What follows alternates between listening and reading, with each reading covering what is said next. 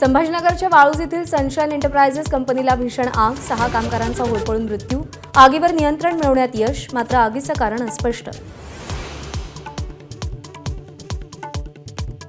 प्रकाश आंबेडकरांनी शरद पवारांची भेट घेतल्याची चर्चा. पुण्यातल्या मोदी बागेत खलबतं, मात्र प्रकाश आंबेडकरांकडून भेटीचा इन्कार.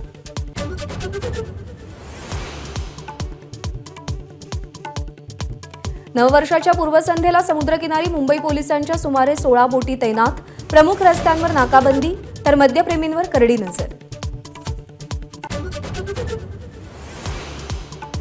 नवीन वर्षाच्या स्वागतासाठी राज्यातील प्रमुख मंदिरं आज दिवसभर खुली राहणार. सलगच्या सुट्ट्यांमुळे शिर्डीमध्ये भाविकांची गर्दी.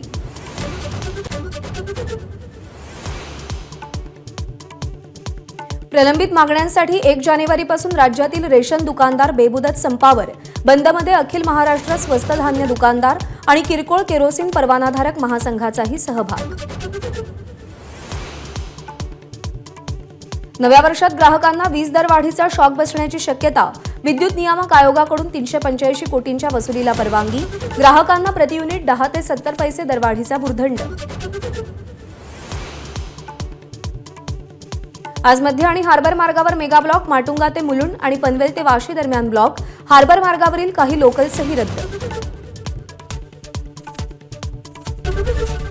एबीपी माझा, उघडा डोळे बघा नीट.